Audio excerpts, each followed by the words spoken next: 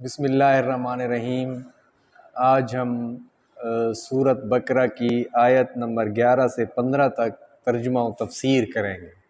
یہ غور سے سنیں، آپ کو ترجمہ وغیرہ اور تفسیر وغیرہ کا پتہ چل جائے گا اور یاد بھی ہو جائے گی۔ وَإِذَا قِيلَ لَهُمْ لَا تُفْسِدُوا فِي الْأَرْضِ قَالُوا إِنَّمَا نَحْنُ مُصْلِحُونَ، اور جب ان سے کہا جاتا ہے کہ زمین میں فساد نہ کرو تو وہ جواب دیتے ہیں کہ ہم تو صرف اصلاح کرنے والے ہیں، ہم تو اصلاح کرنے والے ہیں۔ اب فساد صلاح کی ضد ہے۔ کفر و معصیت سے زمین میں فساد پھیلتا ہے اور اطاعت الہی سے امن و سکون ملتا ہے۔ ہر دور کے منافقین کا یہی کردار رہا ہے کہ پھیلاتے وہ فساد ہیں، اشاعت وہ منکرات کی کرتے ہیں اور پامال حدود الہی کو کرتے ہیں، اور سمجھتے یا دعویٰ یہ کرتے ہیں کہ وہ اصلاح و ترقی کے لیے کوشاں ہیں۔ ان کے ذہن میں یہ آ جاتا ہے کہ ہم تو اصلاح کر رہے ہیں، وہ یہ سمجھ رہے ہوتے ہیں کہ ہم بھلائی کر رہے ہیں، لیکن در حقیقت وہ جو ہے نا زمین کے اوپر فساد پھیلا رہے ہوتے ہیں۔ تو یہ اللہ پاک نے فرمایا آگے کہ الا انہم ہم المفسدون ولکن لا یشعرون، خبردار یقیناً یہی لوگ فساد کرنے والے ہیں لیکن شعور نہیں رکھتے، لا یشعرون سمجھتے نہیں ہیں، عقل نہیں رکھتے، فہم نہیں رکھتے اس بات کی۔ وَإِذَا قِيلَ لَهُمْ آمِنُوا كَمَا آمَنَ النَّاسُ قَالُوا أَنُؤْمِنُ كَمَا آمَنَ السُّفَهَاءُ أَلَا إِنَّهُمْ هُمُ السُّفَهَاءُ وَلَكِن لَا يَعْلَمُونَ، اور جب ان سے کہا جاتا ہے کہ اور لوگوں یعنی صحابہ کی طرح تم بھی ایمان لاؤ تو جواب دیتے ہیں کہ کیا ہم ایسا ایمان لائیں جیسا بے وقوف لائے ہیں؟ خبردار ہو جاؤ، یقیناً یہی بے وقوف ہیں لیکن جانتے نہیں۔ یہ خود یہی لوگ بے وقوف ہیں جو یہ کہتے ہیں، کیونکہ ان کی بڑی قربانیاں تھیں۔ اب ان منافقین نے ان صحابہ کو بے وقوف کہا جنہوں نے اللہ کی راہ میں جان و مال کی کسی بھی قربانی سے دریغ نہیں کیا۔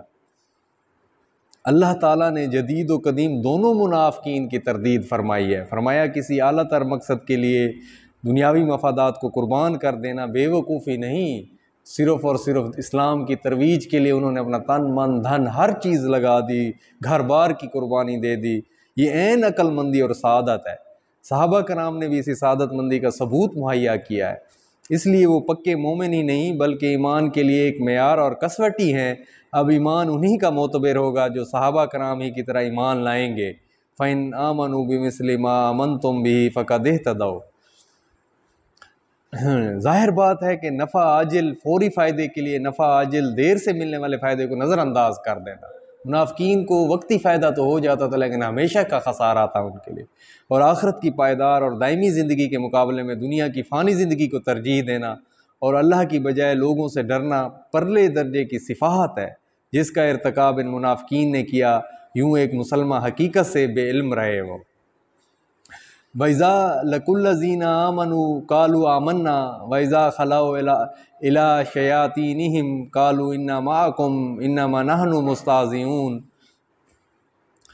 ان شیاطین یہ جو ہے نا، اور جب ایمان والوں سے ملتے ہیں تو کہتے ہیں وَإِذَا لَقُوا الَّذِينَ آمَنُوا، جب ایمان والوں سے ملتے ہیں تو کہتے ہیں کہ ہم بھی ایمان لانے والے ہیں، اور جب اپنے بڑوں کے پاس جاتے ہیں تو کہتے ہیں کہ ہم تو تمہارے ساتھ ہیں اور ہم تو ان سے صرف مذاق کرتے ہیں۔ تو ان شیاطین سے مراد سرداران قریش و یہود ہیں جن کے ایما پر وہ اسلام اور مسلمانوں کے خلاف سازشیں کرتے تھے، یا منافقین کے سردار ہیں۔ جب ان سے ملتے تھے کہتے ہیں ہم تمہارے ساتھ ہیں، مسلمانوں سے ملتے تھے تو کہتے تھے ہم جو ہے نا ایمان لانے والے ہیں۔ تو یہ منافقت تھی۔ ہیں کواکب کچھ نظر آتے ہیں کچھ دیتے ہیں دھوکہ، یہ بازیگر کھلا، جب بھی چاہیں ایک نئی صورت بنا لیتے ہیں لوگ، ایک چہرے پہ کئی چہرے سجا لیتے ہیں لوگ۔ تو ان کا اندر کچھ تھا، باطن کچھ تھا، ظاہر کچھ تھا۔ تو ایسے لوگوں کو اللہ کبھی ہدایت نہیں دیتا۔ ہدایت جو ہے نا وہ اللہ تعالیٰ کی قیمتی ترین چیزوں میں سے ایک چیز ہے، انتہا کی جو ہے نا وہ خوش قسمت ترین انسان ہوتا ہے جس کو اللہ تعالیٰ ہدایت دیتا ہے اور اپنے رستے دکھا دیتا ہے اور اسلام کے لیے اس کا سینہ کھول دیتا ہے۔ تو ایسے لوگوں کے سینے بند ہو جاتے ہیں، گھٹے ہوئے ہو جاتے ہیں جو منافق ہوتے ہیں۔ تو خدا کے واسطے جو ہے نا یہ بار بار کہا گیا ہے کہ منافقت نہ کریں، منافقت نہ کریں۔ منافقت کریں گے تو آپ زندگی میں بھی یہ رواج اپنائیں گے، اسی روش پہ چلیں گے تو کبھی ہدایت نہیں ملے گی اور دنیا کی سب سے قیمتی چیز سے آپ محروم رہ جائیں گے جو اللہ تعالیٰ کی نعمت ہے۔ اب اللہ یستہزئ بہم ویمدہم فی طغیانہم یعمہون، تو اللہ بھی ان سے مذاق کرتا ہے، ٹھیک ہے، جب یہ ان کے سرداروں سے کہتے تھے ہم مسلمانوں سے مذاق کرتے تھے، تو اللہ بھی کہتا ہے کہ اللہ تعالیٰ بھی ان سے مذاق کرتا ہے اور انہیں ان کی سرکشی اور بہکاوے میں اور بڑھا دیتا ہے۔ فی طغیانہم، سمندر میں طغیانی آتی ہے تو لہریں اونچی اونچی ہو جاتی ہے، کہاں کہاں پہنچ جاتی ہے، تو اسی طرح اللہ تعالیٰ ان کے جو ہے نا سرکشی اور بہکاوے میں ان کو بڑھا دیتا ہے۔ اللہ تعالیٰ بھی ان سے مذاق کرتا ہے، کہ مطلب یہ ہے کہ وہ جس طرح مسلمانوں کے ساتھ استہزاء و استخفاف کا معاملہ کرتے ہیں، اللہ بھی ان سے ایسا ہی معاملہ کرتے ہوئے انہیں ذلت و ادبار میں مبتلا کر دیتا ہے۔ اس کو استہزاء سے تعبیر کرنا زبان کا اسلوب ہے، ورنہ حقیقتاً یہ استہزاء نہیں، ان کے فعل استہزاء کی سزا ہے۔